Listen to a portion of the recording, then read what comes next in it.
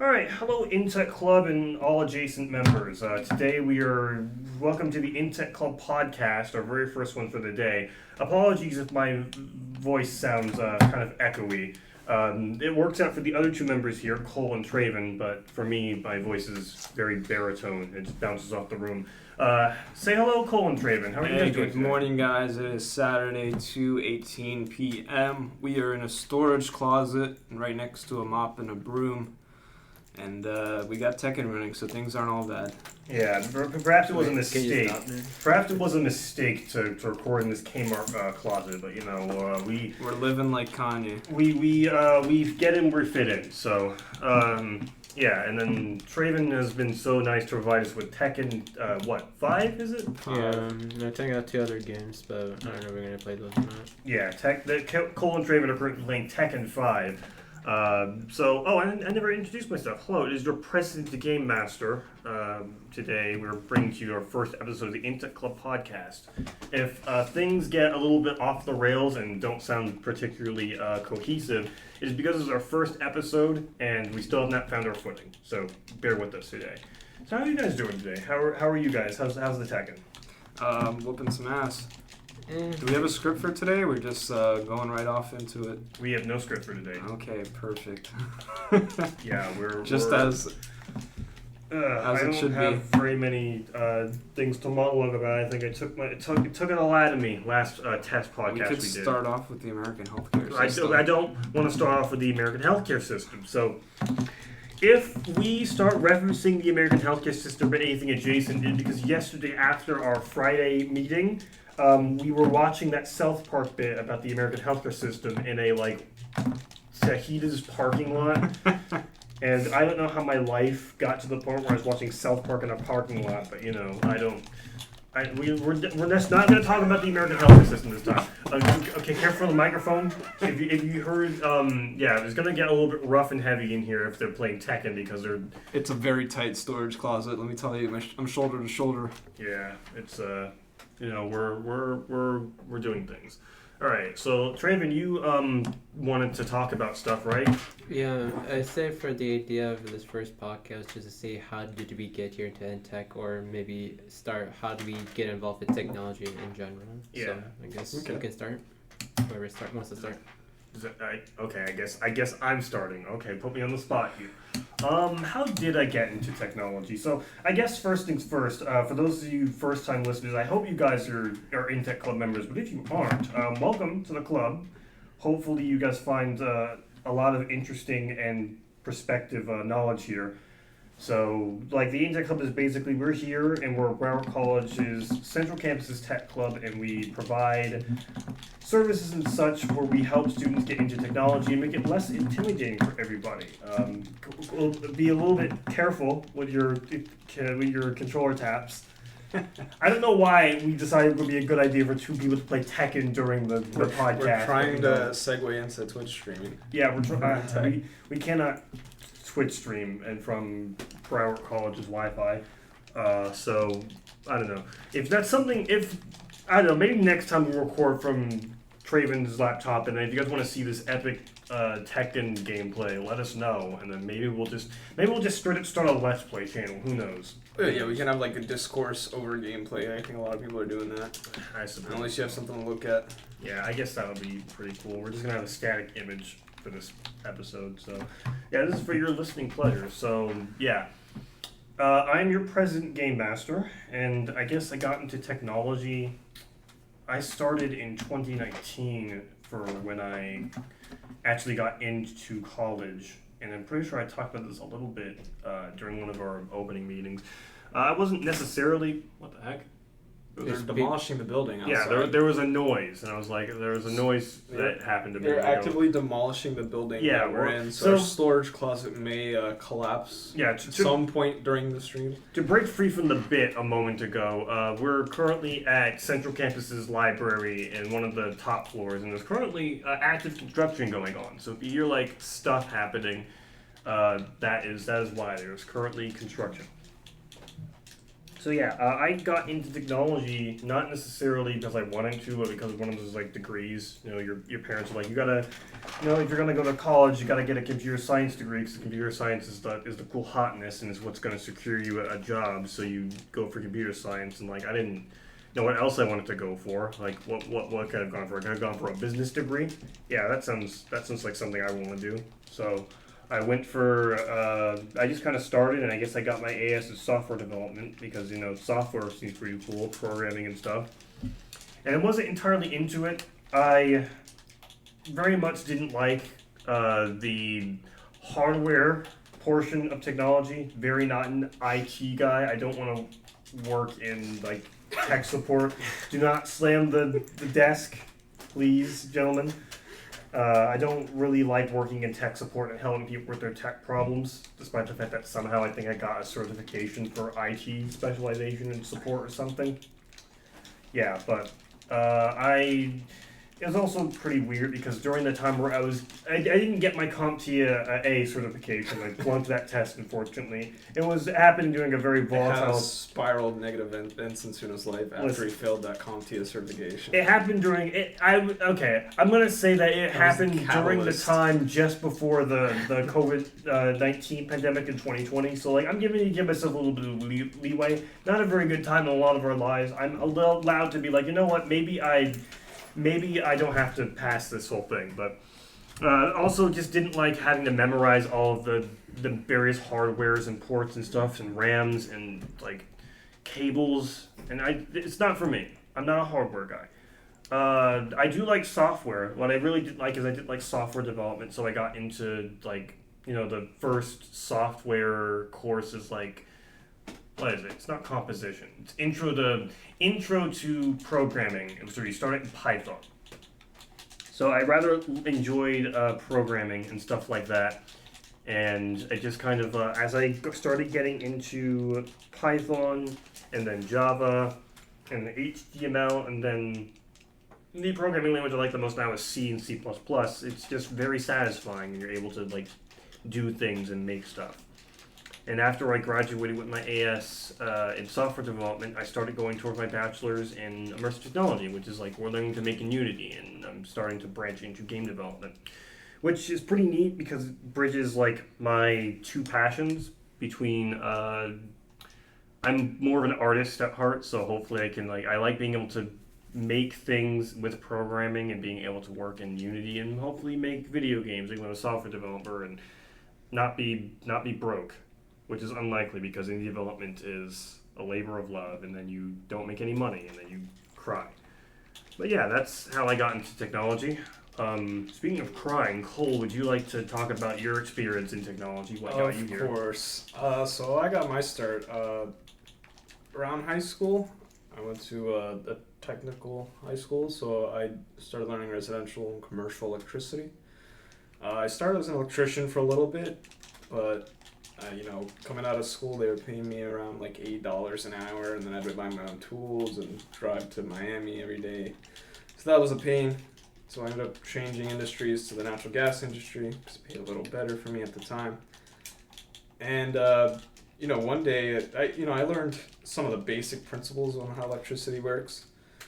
And I had an idea because it was something from a game Death Stranding where they had the jacket where the hood deploys automatically.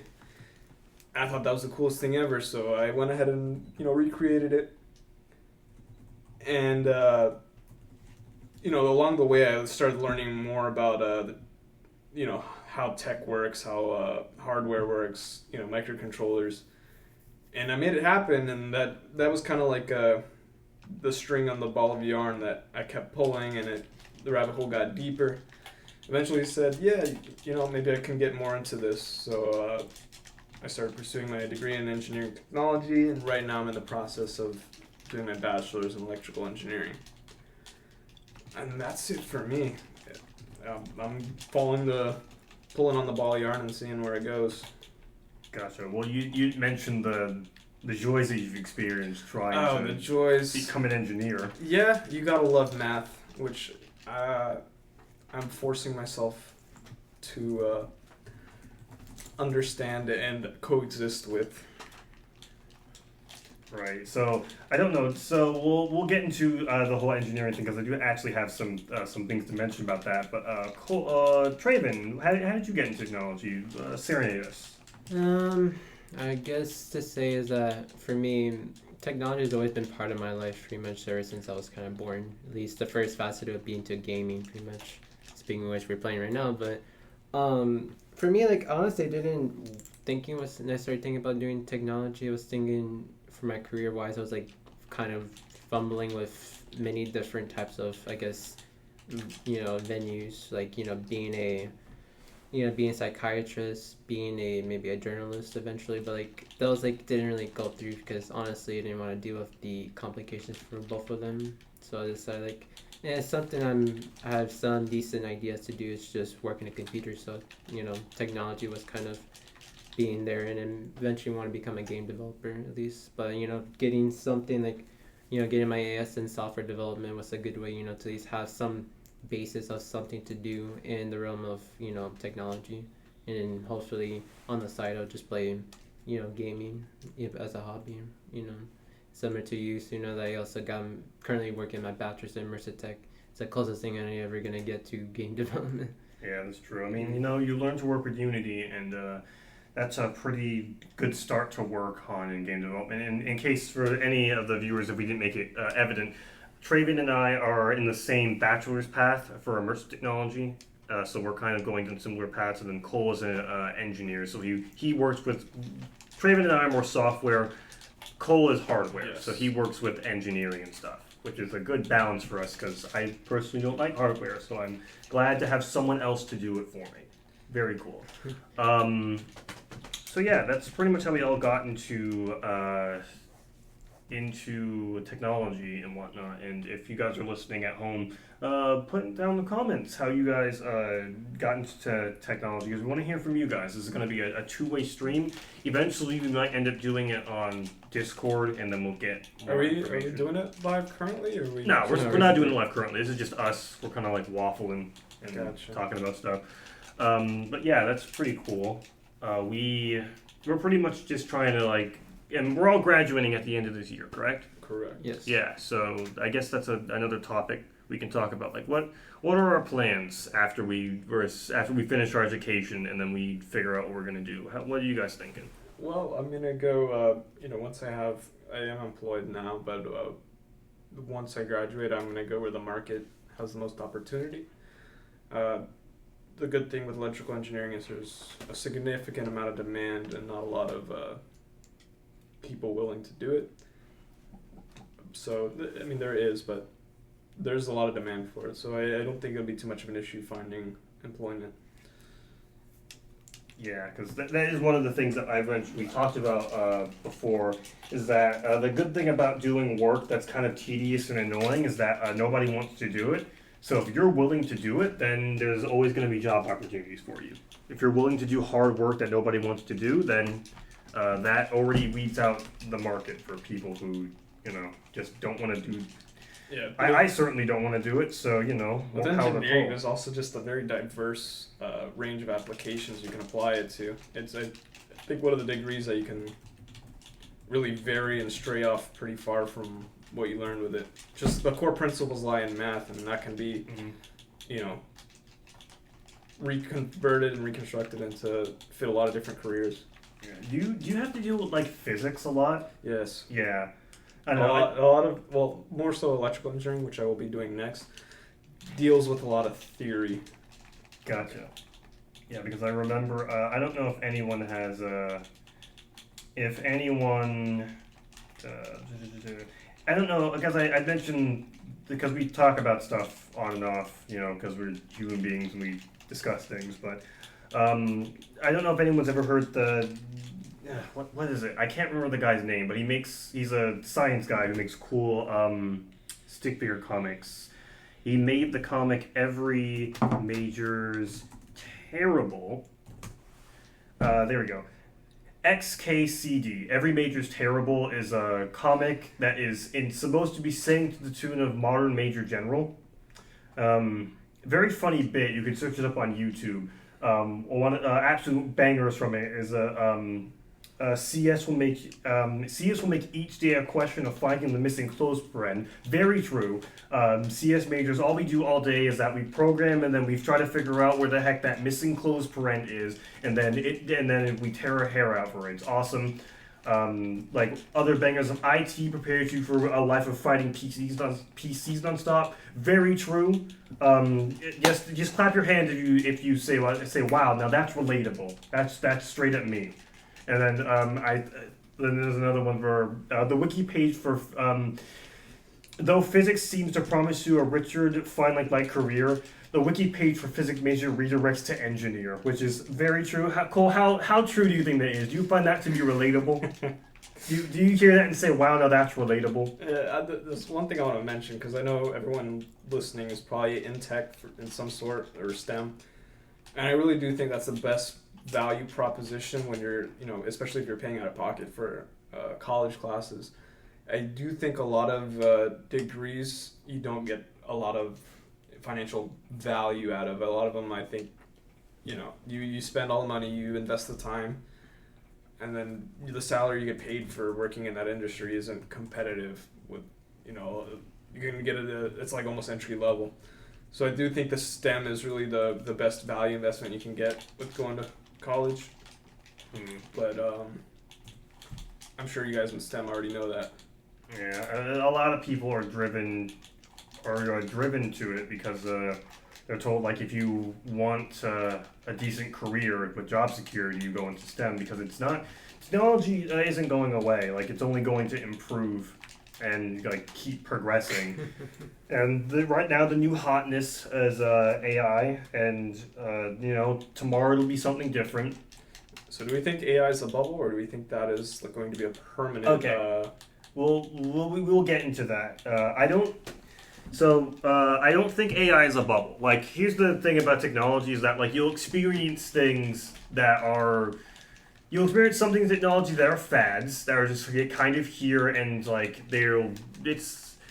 once the marketing and shareholders realize that there's no actual money in it and nobody wants it, then they'll drop it. And that's how it was for NFTs. NFTs and cryptocurrency are kind of experiencing this thing where, like, it's twofold.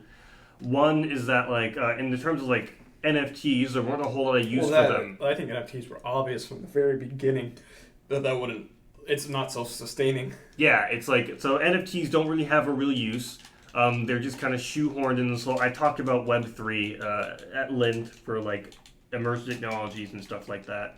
So maybe we'll discuss it a little bit later, because I know the podcast listeners certainly haven't heard about it. But, like, the thing is about Web3 is that it's kind of like this nebulous concept of things that could exist in the future that are kind of just being shoehorned in with no practical use.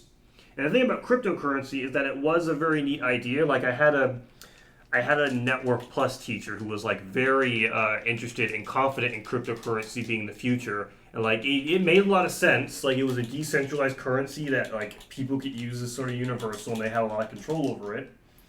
And he was very confident that was going to be the future and everything. And then scammers happened. The problem with having a decentralized currency that has no regulations is that scammers will get to it. And then as scammers got into it and then kept rug pulling people, people lost faith in the currency, and then several market crashes later, and it seems, I don't know how cryptocurrency and Bitcoin is ever going to recover at this rate. I think they're going to keep going still. I mean, of course it's going to keep going, but, like, are we ever going to reach the same highs that we've experienced in the past, where, like, cryptocurrency is like I think we can take this in a political direction, because there's a lot of political motivation behind cryptocurrency, and how we can be getting into the conspiracies, but I do see something happening in the near future around currency. I don't know. It's definitely, because, like, I like thinking about it from a practical use, because, like, how is it going to be used practically? Right, and it has some merit to that. And that's also the thing about cryptocurrency, is that, like, part of the thing that stopped it from becoming truly mainstream is that how do you get elderly people to adopt using cryptocurrency? We got to look at what currency is. Mm-hmm. So the U.S. dollar is credit. All currency is credit. commodity is the only actual tangible thing that has value. So the U.S. dollar was once backed by gold, but that gold standard has since left. So the dollar is really just a form of credit. The crypto has the same problem, that it's backed by the blockchain. Does that have inherent or intrinsic value, or is that something that can be, with not hacking, but the value it's based on, can that be made nothing? Yeah, because that's the thing about currencies, is that it's really based on our perception. Economy is largely based on our perception of things, and what buying power actually is kind of a vague concept that you kind of get into more if you're into macro or microeconomics. Like if you're an economic major, then you'll get into it. Like the economic majors are probably cringing at us. We're like, these guys don't know what they're talking about. We're tech guys. We're not tech guys. We economists, don't think about bros. Economy. We're not business majors. I try to, but we're not finance bros by any means. Yeah, I don't know. I don't a lot of people. They attribute crypto bros and tech bros to being part of the IT side, but I feel like if you're actually into technology and IT, I do think fintech is probably a good industry to get into, when you combine finance and then technology together. Yeah, that can probably set yourself up for a pretty successful career. Because there's always a market for finance and technology. It's just the fact that part of it goes with people's perception of a thing, or now people's I say the large mainstream perception of cryptocurrencies in general, or it has plummeted because of the amount of scams that people have pulled with it, and that partially comes with the fact that it's an unregulated currency, which is a bit of a problem because you need some form of regulation with a currency in order for it to not get rug pulled and scammed to hell and back. But part of the draw of cryptocurrency is that it's not regulated and the government has no say in it. So how do you regulate something that is meant to be unregulated? I do think it will be inevitably regulated in the future. Yeah, but then will that leave people's... Well, then what's the benefit for having a cryptocurrency then? Because if it's regulated by the government, what stops it from being any different from the U.S. dollar or Also, the problem that was coming out was just how many cryptocurrencies were being made, and people can just start pushing out whatever coin or whatever token they wanted to. And then there's not the Bitcoin and the Litecoin, those are holding up as mainstream popular. But is that subject to change? That gets into economics, because at the end of the day, all currency is kind of subject to change. It could drop, it could skyrocket. We could go through a second, fourth, and fifth economic recession. It's not immune to the same with the mining. I guess I'm not an expert on how the mining system works, but crypto can be subject to the same inflation and loss of intrinsic value that the U.S. dollar's at. Yeah. And that's another thing about crypto mining, because any currency is going to be vulnerable to that. When NFTs got really big, I started looking into the science behind how it is, and how mining is basically done. Is that the short and skinny of it is that it's trying to solve a puzzle. In the amount of times it can solve a puzzle, it generates one coin, and the issue is that in order for mining to work, the puzzles have to get increasingly harder and harder, so that it's not easy to mine them. So that you need more and more power in order to generate more coins, and that takes a lot of I think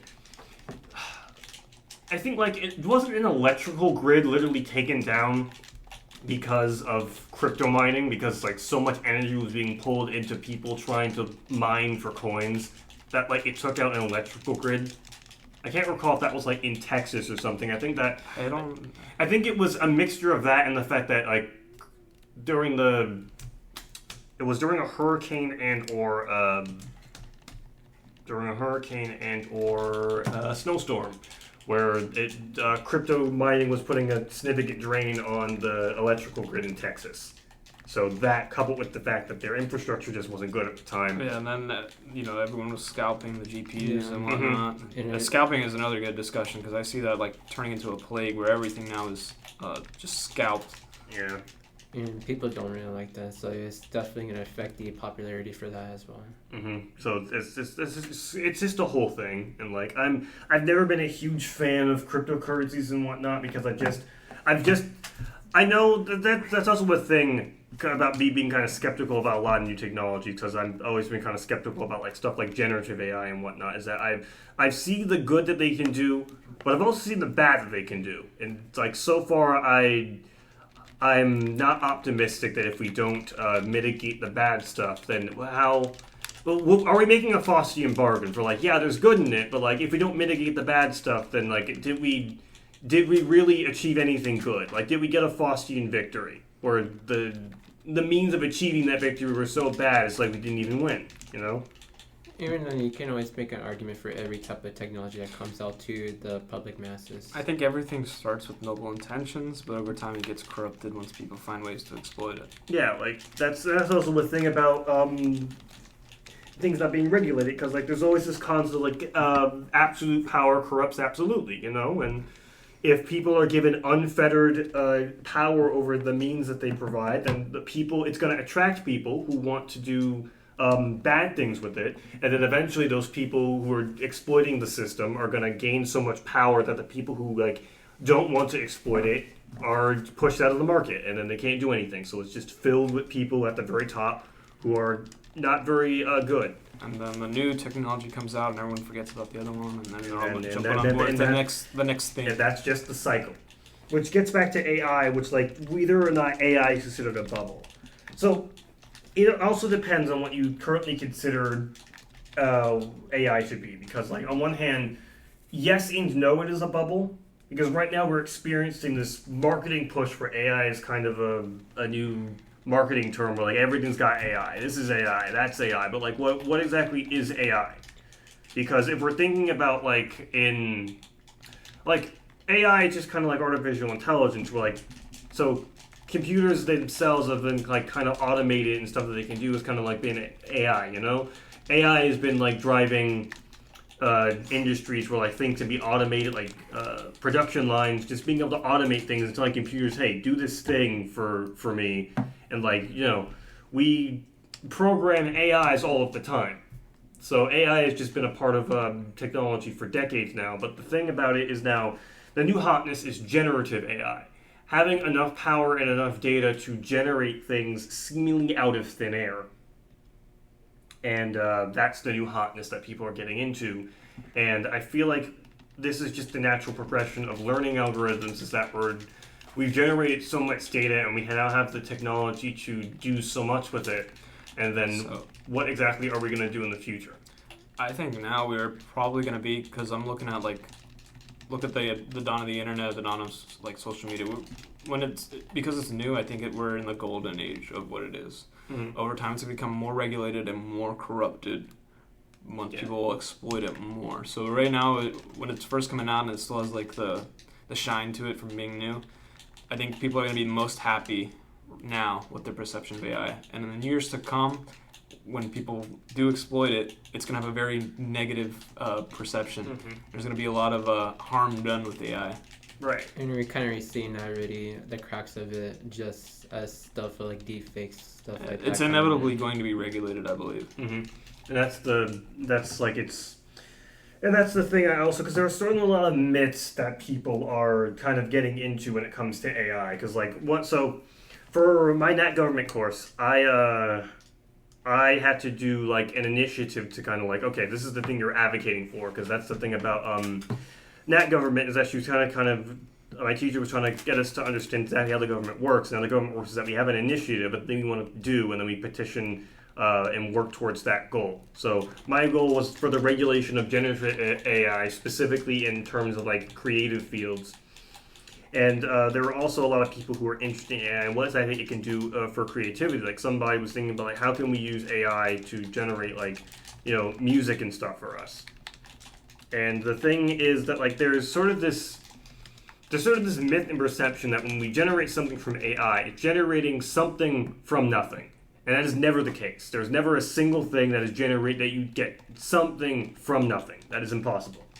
You always get from something. Yes. So what exactly is generative AI generating from? It's generating from existing pieces of media, existing pieces of art, existing pieces of sound, and then it's just mixing and matching that depending on what it's been given to kind of reassemble the pieces. And when it generates stuff, yeah, it looks kind of bad now, but it's getting to the point where it's starting to mix and match the pieces better and better and better. And it may eventually get to the point, not where the fact that you can't tell it's generative AI, but to the point where, like, will it matter that you can tell it's been generated? What exactly is the point where, like, what exactly is the value for having something that is made by a human being versus something that's made by a computer that generated it from work that was made by a human being? And for a lot of companies, they don't care about the difference. They just, like, it's a corner-cutting measure. Yeah. So, And I do think that, interrupts a lot of, people's professions. Like, say, lawyers, so that AI can review everything said in the courtroom. They know all the laws. The AI has passed the bar already. They can, the lawyers are concerned because imagine you're being represented by an AI. right. And there's a thing about that. I can't recall, but I think there was... I'm not particularly worried about its application in courtrooms exactly because, and here's the thing about how courts work, is that they always work on precedent. So if something happened in the past and all, like, the Supreme Court will rule on it, and then they have to, like, follow that cadence. And it can be overturned, like, famous ones is, like, I think Ferguson versus something I learned, but, like, way back when the courts ruled that segregation was constitutional because it was separate but equal, but then during Brown versus the Board of Education, the courts unanimously agreed that, like, no, actually, segregation is bad. Let's overturn that, and then they undid segregation. So there is a precedent for overturning precedent. And there was a court case I can't recall what it was, but there was a court case that literally asked the question: Can the testimonial of a computer be used in a courtroom? Like, who? So I think it was literally something like DNA testing or something, and the computer gave back the results, and then, like, who can be held accountable for that testing? Like, is the computer held accountable, or is it the person who did operated the PC? Who's to be held accountable for that situation? And I can't remember the ruling. Well, I think, like, aside from that, it just puts power in, like, people who haven't trained for a specific industry to be able to do the task of someone who has been trained. Right. So look at, like, certain project managers in construction where they have to calculate building costs or something. The AI can assist them, and previously you need someone with a college degree who's, like, studied and know all. Now you have, a regular guy. A guy can do the job of 4 different people with the help of AI, who assists them and calculate things. Not everything, but things AI is capable of calculating and assisting with. Right. Graphic designers, now, a company wants some logos put out for something. Now they don't have to hire a graphic designer. They can, they can get a design that uses Dolly, and they can make edits to the design, to make it what they want it to look like without needing to hire an external graphic designer. Mm-hmm. And that's kind of the issue, because, like, that's also a thing about, like, data management and stuff. Like, where exactly is the data coming from? Like, is your data being used to train an AI model that will probably replace your job? And then if you're training an AI model that's going to replace you, do you have ownership over your own data? That's the huge thing, like data privacy and stuff. And, like, what exactly are we feeding into the AI, and where are we getting the information from? So that's also a huge thing. That's why, like, if you're following SAG-AFTRA and the Writers Guild strikes, they were very prudent about that, because they don't want their art and their likeness and their stuff being used to train AI models that will probably end up replacing them, because they can cut corners. Like, I don't think that we're going to ever get into a position where AI is going to fully automate people's jobs. But it's going to get to the point where people will downsize they will downsize their stuff, and then a portion of their stuff is going to be generated by models, and then there's going to be a portion of artists and writers who are going to monitor the AI and then make sure that it doesn't get all wacky and stuff. So that's probably what's going to end up happening in the future. It probably is happening right now in some degree. It's just a lot of we're currently in its infancy. And then how are we going to actually regulate it? Because right now it is a tool to be used. It's not to be replacing human beings. And I don't think it'll ever get to the point where we'll replace people. But how far are we going to get into this? And, like, can we... It's just... generative AI is starting to put to light a lot of problems that we have and kind of been overlooking since we started the whole technology stuff. Like a lot of stuff just hasn't been kept up with, and we need to kind of come to an understanding of how this is to be used. That's where regulation comes in. Well, I see like a potential harm is people becoming not dependent on it, but they become too trusting of it. So AI is definitely susceptible to, like, say, misinformation programming. So a lot of people, I think, as generations grow up with it more, it's not such a new thing. People turn to AI as almost like an oracle of truth. You know, they won't look further. They won't do their own research. They'll ask AI, and the answer they're given, they will likely run with. So if the AI is outputting misinformation or propaganda or conspiracy, that can be put into the minds of the people as truth. Right. It's kind of similar to, since you're going back to how we did when the internet first came out, like how people basically always believe what they read on the internet to be. So if you're essentially going to be potentially repeating that thing with just AI.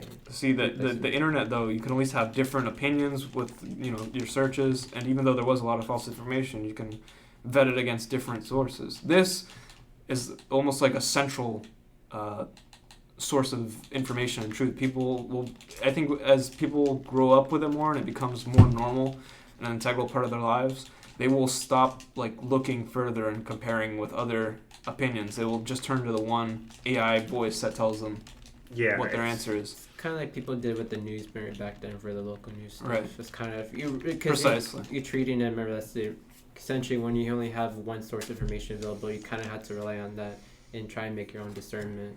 Right. That it was true. And that's a sort of thing about human error and stuff about, like, human beings. Is like there's also a trend and a very Humans like the path of least resistance. So yeah, they're gonna go with the easiest thing.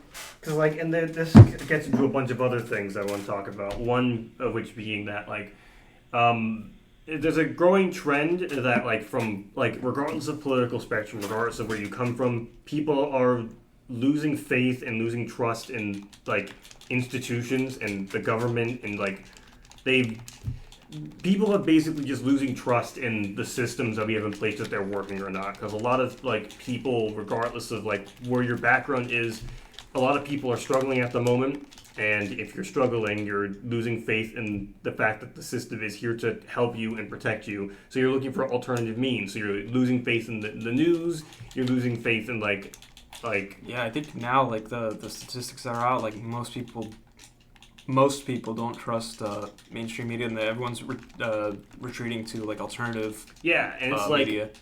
And that's the thing, like, it's you. There's also a huge thing about I can't recall. Is the thing about, because yesterday we had our cybersecurity thing, and, like, it's just, we have to put so much effort into making sure that the information we get is correct at every turn, and the average person, like, just isn't going to, like, the average person, not only can they, like, are not going to, they just can't. Like, we were talking about how cybersecurity, now many cyber attacks happen, like upwards, it was like billions upon billions, like, every day. That, like, you can't possibly be able to discern and go over all of those cyber attacks at once. So, like, at some point, you just can't. You have to take a lot of effort to discern whether or not the information you're getting is correct. That people they just start giving up. They don't even try anymore. Well, I'll bring up a point. It's like one of my favorite things that were said in Metal Gear Solid 2, that, you know, with the age of the internet and now AI. There's going to be a lot of polarization. Mm-hmm. So there'll be different pawns of truths that neither clash nor mesh. So certain people will stick to their own pools of information, and they'll have their own confirmation biases and their own evidence and their own data to support their own beliefs that they already believe in. And it won't mesh and it won't clash with other people who fall into different pawns, because those pawns have their own, you know, data and their own opinions, and they stick in their own pawns and they keep believing what they already believe, and they tune themselves out of other truths. Right. So, and you can see that already. You can have the most outlandish, wild opinions, and you could find a group online that all shares that same wild, outlandish opinion, and you could reconfirm to yourself that is truth. Yeah, and that's how you get flat earthers who are on Facebook talking, because that's the thing about, like, political informational bubbles, that you're not ever going to seek out other things that you might disagree with, because that's the important thing about, like. that's the important thing about interacting with other people, is that you have to encounter things that you don't agree with, and even if you don't, even if it is the most like heinous thing that you can't possibly agree with, you need to be able to construct in your mind why you don't agree with that in order to actually sort of check yourself to be like, okay, why do I believe the things that I believe? And then you either, once questioning that, you either come back and saying, okay, this is why I believe the things I believe. The things I believe are sound and concrete because I had them challenged. Or you're like, okay, maybe this thing I believe isn't as sound or concrete. Maybe I'll amend it a little bit to have a better understanding about reality. And like psychologically, people don't like to rewire their opinions. Mm-hmm. Like, say you've believed something your entire life. If that belief were to be challenged, it would cause you like psychological pain, especially depending on how much effort and like things you've done in your life based on holding that belief. Mm-hmm. It's much easier to continue to find more evidence to support your existing belief than to undo all of the train of thought you've had your whole life believing something else. And that's a very important point because it's, known as cognitive dissonance. Pretty much everybody can deal with it. Yeah. I forget what the fallacy is called, but when you invest a certain amount into something. Oh, that's a sunk cost fallacy. I know sunk cost fallacy because I play League of Legends. That is full of sunk cost fallacy. Exactly, sunk cost fallacy. Yeah, so and that's the thing. Like, I've heard a very poignant point is that because if you've ever been to an experience that has like absolutely shattered your worldview, that you cannot like, it usually comes in the form of like you've taken your worldview to the natural like length, and then it just came out that you were just straight up wrong. Like, there's no way that you could possibly. Impossible. It is impossible to deny the fact that you're not wrong here, and that like everything you believe isn't true, and that specifically if you come out of like very sheltered areas of living, you need something to hold on to, and you are kind of subject to whatever finds you first. So if you don't have any frame of reference thing to hold on to, that like you're gonna kind of gravitate towards any sort of community that finds you and offers you that, like, it's literally a power vacuum in your mind. Something has to fill that space. So I've heard it oftentimes, like, if you've been through a world-shattering event that kind of like left you wondering, there are two paths for you. You either end up a furry or a Nazi. And if you're unlucky enough, you'll end up both. Quite an interesting dichotomy right there. Yeah, it's like, oh, that's my alarm going off. 3 o'clock. Yeah, that's my alarm going off to tell me you have like an hour and 30 minutes before you have to get to work. So yeah, that's friggin' wild. And like that's also the thing. That's the thing I also love and hate about social media is that like I complain about it all the time. The fact that it's just Twitter right now is just rampant with people who.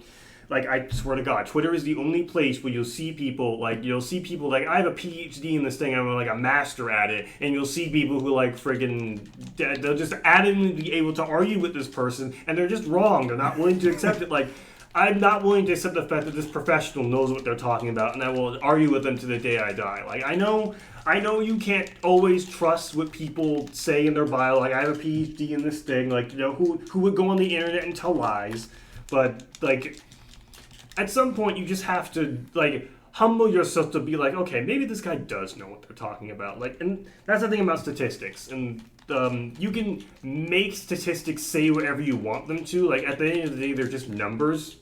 Like, they're very, something I also heard, like, statistics don't lie, but liars can statistics. So you can kind of make a point with your own interpretation of what a statistic says. And, like, there's a whole bunch of, like, things where you get your data from and how you conduct your research, and like there's a whole science behind it. Like that's the whole point about science is that you get peer reviewed and a rigorous testing, and then like the thing is that the thing you're trying to prove also has to be falsifiable. Like, can it be proven wrong, and then stuff like that. Like there are methods to it, and people end up getting into rabbit holes and conspiracies that they can't break out of when they don't follow methods, and nothing they say can be falsifiable. Like, it always had, like, they're not they don't form a hypothesis and try to see if that hypothesis is wrong. They form a hypothesis and then try to work backwards and bend over backwards to be like, okay, this hypothesis has to be true. How can I manufacture a scenario in which my hypothesis is true? Yes, exactly.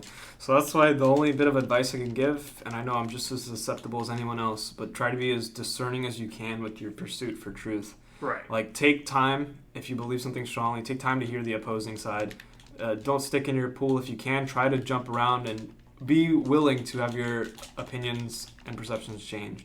You have to seek out the counter opinions and hear out both sides before you just, because naturally you're going to want to just uphold what you already know and look for confirmation bias. But try your best to really think logically and critically and get to the truth as you see it. Yeah, it's very important to like be able to discern for yourself and like stuff because it's always difficult to like everything in life worth doing is going to have some difficulty to it. You can't take the path of least resistance all the time. You got to push forward and this. And okay, I'm going to say something you should not do. Do not be like me, but.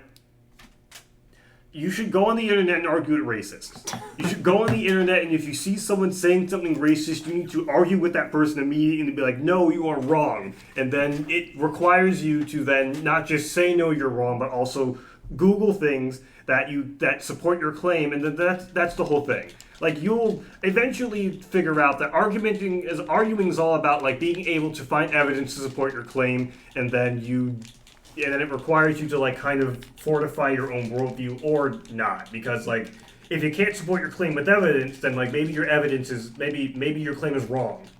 Maybe that's don't be like me. You tempt me to want to bring up a point, but I guess I'll bring up a point, at least in terms back to that.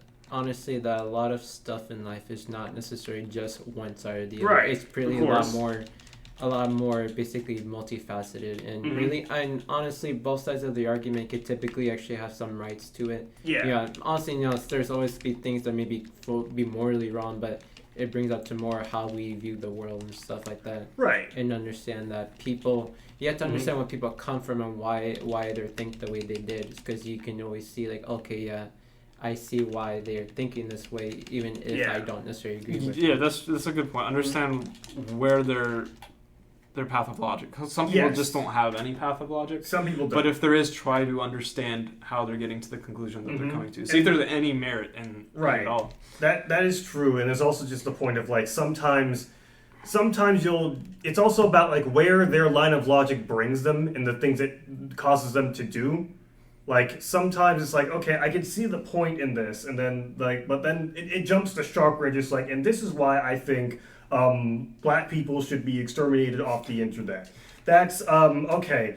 I was kind of trying to understand you a minute ago, but then you jumped the shark, and then I'm like, that's absolutely heinous. Don't do that. Like, I get it, but I do think like because of how controversial and how simple the answer seems, just for like a purpose of the theme, we should still seek to understand why because it's going to seem the same. I know it seems obvious for this case because of how controversial, but the mentality is the same. Even though it seems something completely outlandish, attempt to understand so you can, even if you don't agree with it, that'll further give you support to what you believe in. When you understand their path of logic, and then you can disprove for yourself that their path of logic is flawed. Yeah, like I'm bringing up the most extreme case, like literally freaking guys on Twitter argue with. Like I say argue racists on Twitter. It is very easy to argue against people who refuse to like pull up Google. It's very easy to do that. What is not easy is you run into people who like actually have stats and stuff to like back up their claims, no matter how wrong they are. There's going to be stats behind any possible claim you could ever make on both sides. We're getting further and further away from being able to have a tangible truth anymore. Anything can be truth. Anyone can produce stats. Anyone can produce, anecdotes.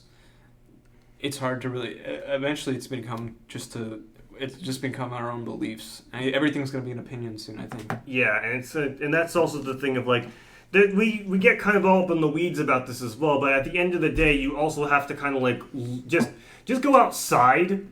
If you go outside and kind of like see the world around you and you experience stuff to a point, you can kind of see the logical end of a lot of things. Like, I know it's not, like, you know, sometimes you're in places that aren't necessarily conducted to, like, the whole truth of the... And that's the thing about it. You just have to experience life. Be willing to question your own beliefs. Yeah, you got to be able to experience life to some degree and being able to, like, see the... Not just be on the internet where things are all theory. You have to also have the practical behind it and then see how beliefs, like, how your beliefs kind of interact with when they're spoken out loud and be like, okay, like, and what exactly response to, like, that's the thing about public speaking, like, you can't just say things, you also have to, like, interpret about how your audience is going to, like, interpret them. Yeah. And then you guys have to, like... You could hold a belief that is extremely unpopular, but may be true. Yeah, that is true. I mean, you know, that's also the thing, because, like, popularity of an opinion doesn't always mean that it is true. That's kind of the thing about how our government is set up, is that, like, they were very worried about, like, if a majority of people hold this opinion that is probably not very good, then that speaks ill for the people who, like, are in the minority. So it's a little bit of, like, yeah, you want to kind of go with, like, the average of people who understand a thing, and, like, this is what majority of people want, but you can't just leave people who are in the minority, like, hanging, and you gotta kind of, like, cater to them a little bit as well, and, like, Yeah, I'll never forget in elementary school, we were doing, like, kind of like a Jeopardy thing in groups, where, you know, we have our groups together, and they ask the trivia question, and we all have to decide on an answer, and I remember I was the person saying the answer for the group. And one trivia question came up. It was like a history question. And everyone on the table was telling me that it's one answer. And there was just one person who said, he knows for a fact that it was not the answer, to go with this answer. Mm-hmm. And I sat there for a minute, like, thinking about it. And the whole table was telling me it's this answer, and they thought so. And there's one guy who's like, you know, he's looking at me, he's like, no, it's not. I know for a fact it's this.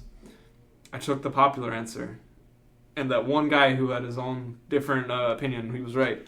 Mm-hmm. So it's not always the popular opinion that's correct. Yeah, and the groupthink makes it very hard to break away from that. That is true. I don't know.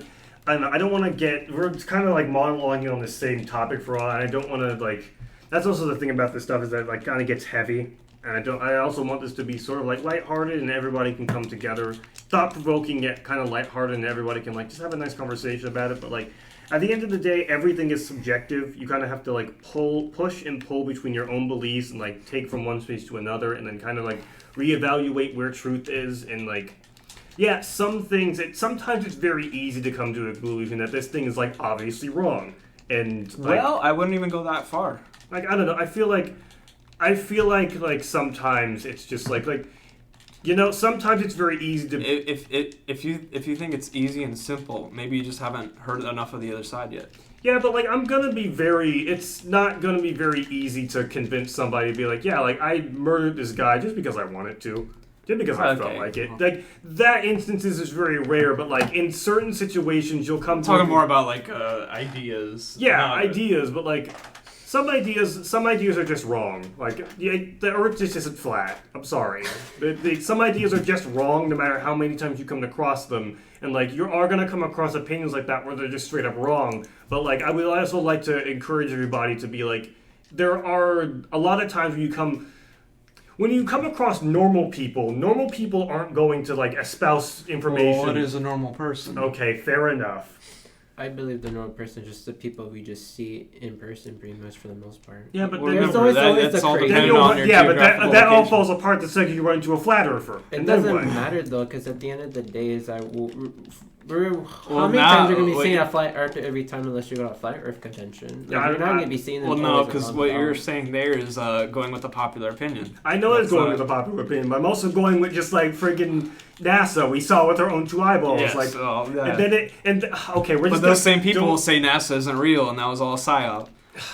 every side has their own evidence. Every side has its own evidence, but at the same time, like, that's the thing about it being falsifiable, is that it has to be able to be proven false. Yes. And friggin' NASA not being real, it being a psyop, can't be proven false because they can just be like, oh, well, any evidence that, like, proves that NASA is real and it wasn't a psyop is just false, and then they'll just keep ignoring it. You see how hard it is to find truth this age? It's friggin' insane. Like, I don't friggin' know anymore. Like, it's absolutely baffling, but like, I don't know. Just try your best. Just try your best. Don't get into like the weeds about wild. Don't try to take the extremist path. Like, I know again that's also subjective, but like if you're contemplating like maybe doing this very drastic stuff, like maybe take a step back and be like maybe I don't have to do this. Maybe I can just take a step back. I can chill. This is how we're going to end on. This is how we're going to end it. And you know what the best advice is? Best advice we have? Don't believe anything you think about your life past 8 a.m. Past 8 p.m. Well, that's when I have my best thoughts. 9 p.m. True. My best thoughts come out in the wee hours of, like, goblin hours of night. Some people are built different, but like, don't trust how you feel about your life past 9 p.m. If it's past 9 p.m., like, oh no, my life is actually doing great. I'm doing fine. It's 9 p.m. I'm going to bed. But actually, I want to bring up a point too, is that you don't need to have opinion about everything. Because truthfully, if it had nothing to do with I think it's fine. You may not have strong opinions, but I think it's impossible not to have any preference or any opinion. It's just you naturally adhere to one side of an argument. That is true. Consciously or unconsciously. Mm-hmm. And I say, like, honestly too, surround people you can at least enjoy, even if you disagree, but also understand not to deal with people who just become very pushy when it comes to that stuff. Because at that point, you guys are just. I think debate is good. I think we all need to debate each other more often and just. Yeah. Yeah, it's just the fact we need to make ourselves more knowledgeable. We need to stop spending so much time on trivial information, watching things that don't matter. We should spend more time actually nurturing our knowledge and scientific understanding of the world around us. That is 100% true. It's also there's the brain rot epidemic that we're facing. There's true. Don't talk to me about freaking Skibbity Fortnite, whatever the heck. I don't know. It's just, and there's also like two sides to it again, because like we should debate people more, but there are also people who are just sick about debating about people whether or not they should exist. And whether or not they should friggin' be murdered. Right, you keep coming back to this one. I'm trying to make this a grander scale. I know it's a grander scale, but there are also just people online be like, I'm gonna debate about whether or not I think we should friggin' murder people for existing. It's always gonna happen. It's always gonna happen, but like you need to. Well, that has been since the dawn of history. Yeah. People have held similar beliefs. It's just you need to be willing to debate people, but you also need to be come to terms with the fact that there are some people who are just like. That's the thing about like falsify. Like, if you're debating someone who's unwilling, who has a stance that they can never be wrong about anything, that person is not like you cannot debate with that person because there is just no point in trying to understand them. They're like, I'm gonna ignore everything you say. I am right all the time, 100% of the time. I refuse to change my position. Oh yeah. Well, you're always going to have people like that, but that makes it easy on you when they don't have a logical path to follow. And that is definitely easy. And fortunately for me, a lot of people on Twitter don't use their brains. You're brave for going on Twitter, man. It's just too easy, you know? All right. Getting off of this topic. How you would like to end this? Getting off of this topic, so let's see. We have like maybe about another 30 minutes.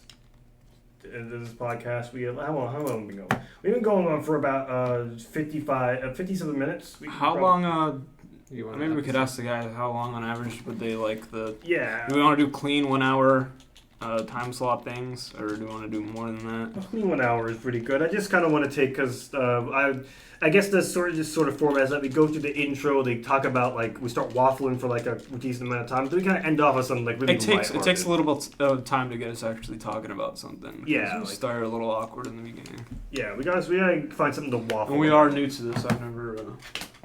I've done the podcasting thing before. I've sort of been doing it on and off. It's been it's just about having people you can talk to. All right. Any fun things that we'll talk about before I start So I start waffling about like insane stuff. Like that's the thing about it's fun to just laugh at things that are just like insane. That you don't have to think about like, yeah, this is clearly wrong and like dumb. Well, then you're gonna get the chat going off. Well, actually, actually, the guy you gotta go to the actually guy. Like one of my favorite things to do is I just start browsing Twitter, and I start seeing like absolutely funny things. Like there's this.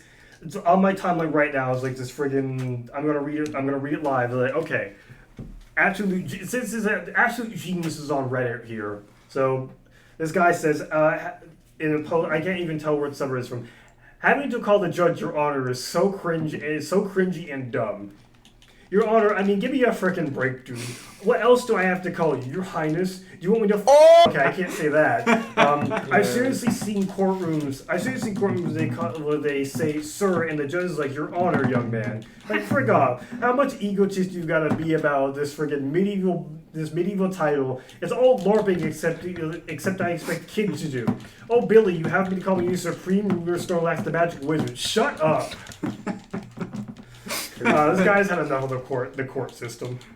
This guy's had, honestly, do you think? Sometimes you go through that. Do you guys think this guy is right or wrong? Do you guys think that calling your He's definitely been through something recently. Yeah, it sounds personal. Honestly. Are you on the side of this guy? Be like, you know what? This guy shouldn't have to call the judge your honor. Do you have? Let's practice what we were just talking about. Mm-hmm. Let's see if he has any merit behind his claims. Is there merit to his claim? Like, okay, here's his claim. Why do we call him your honor other than it being existing tradition? I think it's just a term out of respect. Like you respect the guy that he's the judge, and like you also it's okay. It's also the thing that you gotta butter him up. You know, like he's the judge. You gotta butter him up. Should you have to butter him up though? Because all he's doing is upholding the law. So it shouldn't matter if you're nice to him or a to him. He should give you the same treatment, regardless if you're an if you're really sucking up here's to the him. thing though. You're not just appealing to him. You're appealing to like the jury of your peers. Right. So, like, if your peers don't perceive you in a very positive light, they might just give you they might just give you the guilty verdict because they don't like you. Like, that's the reason why you're supposed to get, like, impartial judges so they don't give you they don't have a bias. How many things do we do off tradition that we don't question why we're doing it? I mean, that is true, but there's also a point about, like, I think... So, there's also another Reddit post about how this guy getting his lunch stolen at work, so he put laxatives in his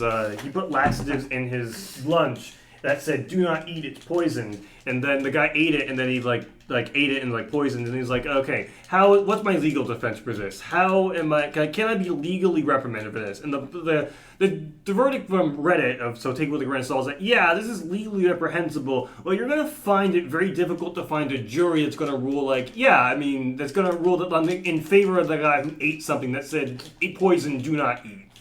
So like. Yeah, it's like a lot of things are like open to perception and stuff. So like you gotta butter them up. You gotta play the game. That's part of calling the man your honor is the game. I know you have to, but should you? I mean, should you and have to are two different things. Like, do you want to get sent to prison? Idealistically, you should be able to act like an asshole, but you should get the same treatment because it's not personal and it's not emotional. It's based off interpretation of the law. Right, but like how people perceive you, it perceives their interpretation. I understand that. The jury, but we're talking specifically with the judge. The judge in his profession is supposed to be like justice is blind, all that. If the guy can be like an asshole, but he should get the same verdict if he was sucking up to him, because it's just based. As the judge sees it, it's supposed to be treated as interpretation of the law. See, in an ideal world, that would be true. Counterpoint two, calling the judge your honor is funny. Like, you walk up to the judge and be like, Your Honor, my client, he did it. It was very funny that he did this thing. You gotta call him Your Honor because it's like, yeah, it's LARPing, but you know what? It's fun to LARP, man. It's like part of it is fun. Well, it's fun to LARP until you're like, the defendant. Until you're the defendant. But if you're the lawyer, you're having a great time. You're like friggin' okay. So like, so the bad news is they gave you life. That guy sounds like he did not have the good time you're talking about. The bad news is they gave you life, but the good news is your check cleared. So we're good. So we're it's like I would make a great lawyer for people. Like I would just get on the stand and I would start waffling. I'd be like, Your Honor, my client did this for such and such reason. Built different.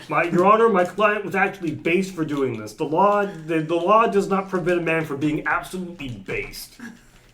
You know, so honestly, L for this guy, he should have. Yeah, it's LARPing that he should be able to. That you have to call him your honor, but at the same time, LARPing is hilarious and fun. So honestly, bad on you. You should give in to the LARP. Okay. What's next on our highlights of the week? All right, next on our highlights of the week, I actually have so absolutely funny. So here's this very helpful diagram I'm going to show you guys. When you guys are using the restroom, what style are you guys going? Are you guys going with your pants to your thighs or to your knees, or you're going all the way down to the ankle? What's your stance on this? What is there more to this? No, there's no more to this. There's just what's your So this guy's arguing the fact that having your pants on the floor exposes your legs and they're all the way down to your waist, but he's arguing that having your pants up to your knees keeps you safe and is the morally correct option. So how do you guys feel about morally this? correct? Yeah, it depends, because honestly, if at home, I'm also be doing two, because they're like, what the f I'm gonna do? And plus, it could be one maybe makes more sense, but I don't use the restroom. I don't use I only use the number one. Maybe. All right. And then there's this other eye diagram. Is if you're at a public restroom, you have them up to you have them up to your knees to keep you safe. And then if you're at home, you have them down to your ankles. And if you're fighting for your life, then you're taking everything off. It's go time. You gotta. I guess same thing. We're in home. danger. That's the only time I ever do fight for my life. Honestly, I'm number 2 no matter what happens. I'm out here I fear nothing. I do not care about whether I have my pants down to my ankles. If there's an intruder there and they gotta fight, I'm pulling them up.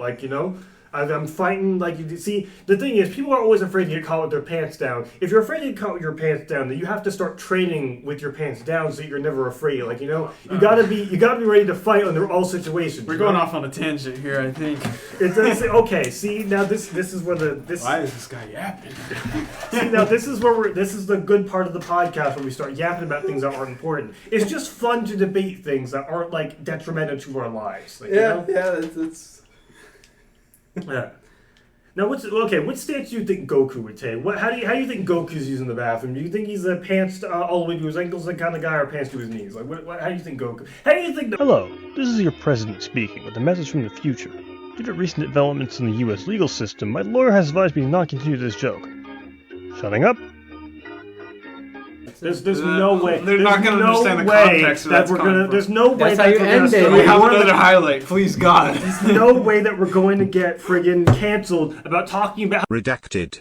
I guess we'll cut it from the podcast and we'll see it for the highlights about the time we talked about the redacted. See, now if we're cutting from the podcast, we have to start waffling for another 10 minutes. We'll pull it. We get another highlight. Just consult Reddit real quick. All right. Next, okay. Friggin'. What's your opinion that you'll defend with the last of your life? This guy's very controversial, but it's never been problematic or controversial. Oh my God! You see, now is that we're going right back into controversy? Anything that requires us to... Give us another highlight. Let's just can we just scroll. get a locale we can just talk about and move on? All right, let's just scroll through. Okay, we gotta find. Oh no. Okay, see now. No. Okay, no. See, this is a very important. Okay, this is controversial because Spider-Man would never kiss. What the frick is her name? I can't remember. Morgan from Darkstalkers. Spider-Man would never do this. He would never kiss Morgan because he's dedicated to his wife, Mary Jane. This is propaganda. Ken and this is fans. Is what this is. It's not. They're just kissing. It's fine. So what do you guys? Let's see. This is. Give us one more safe. All right. Safe well, highlight. Fine. We'll get a friggin' safe highlight. Just look for me, just me IRL, man. Let's see. Just find a pose and just call it. No, that's not. Okay, the Sonic fans are gonna get mad at us about that.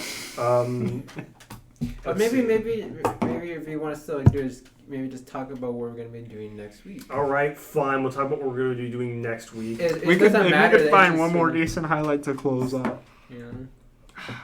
Man. What does the nation come to when I can't do You know what the nation's come to. You've seen it. That's become the moment drill. You go on Twitter. I think we should be able to discuss certain topics I agree without with you. having to cut them from the podcast. I agree with you, but our careers are on the line. Our careers are on the line. You know what? I'll go on the record of being say all my opinions are my own. My confidants told me not to do it, but you know what? I was just too sick with it, too goated with the sauce, too friggin' skibbity fortnighted for my own good.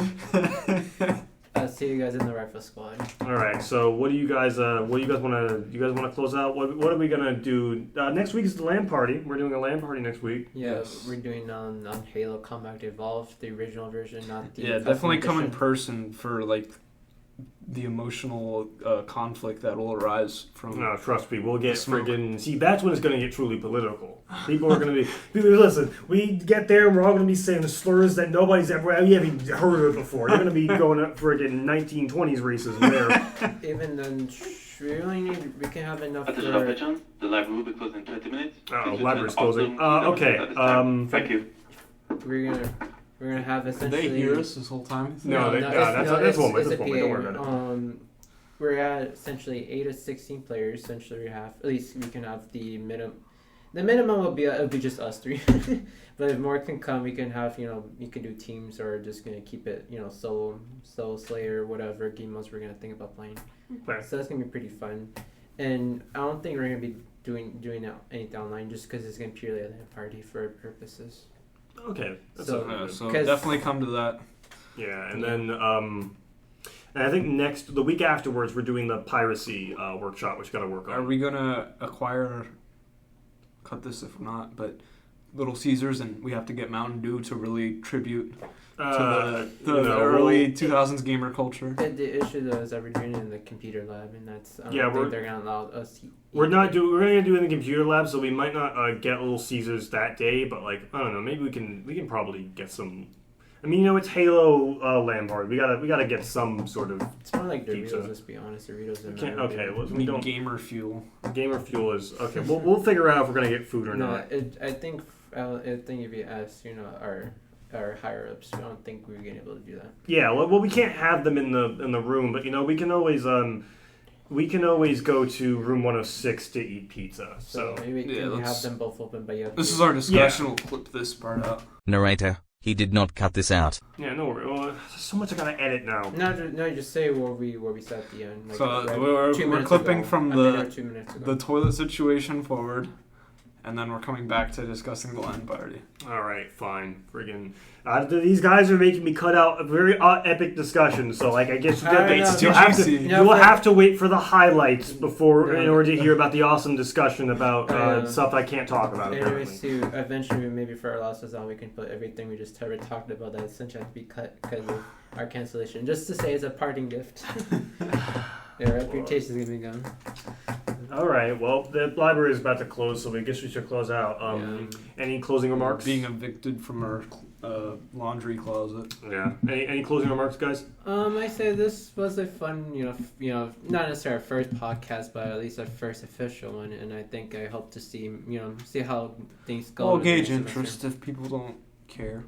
Yeah, I mean, if people don't care, I'm having a lot of fun. So we might just keep doing this. We're gonna be talking to the void. It doesn't really matter, right? As long as we're having. It's like the old Fallout radios where some guys just talking on the mic. Just Doesn't know if anyone's listening. Now I gotta get one of those radios you told me about, because then I can start waffling about what I want. I can start talking about stuff, and then people will be like, "Yeah, no, that man's spitting." That's People start getting radios to listen. You're like, "Oh, did you tune into that guy? Yeah, there's this crazy guy who's just waffling to the dead air, and no one knows that he doesn't know if anyone's listening or not, but he's still waffling." It doesn't matter if anyone's. I'll speak to the people who want to hear the real stuff. Yeah, like how is the next Neoplastic? Soon as pirate radio station.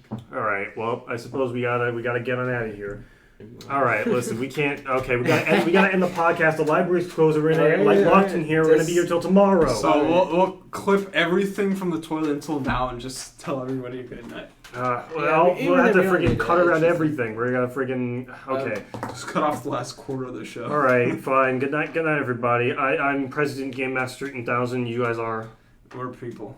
You guys gotta say your names. I am VP Sensei on Discord. Okay, let's try that again. I'm President Game very Master. poor delivery. I'm President Game Master. You guys are. I don't have a call sign. You are cold. I don't want That's to your name on Discord. No, I want to be a call sign. You had okay. Let's just say it's been a good discussion. It's been a good discussion. Thank you guys for listening. I hope you guys will tune in next time. This is the Prince of Chaos over here, and I'm VP Sensei. Oh boy. Signing off. All right. Good night, everybody. What a train wreck.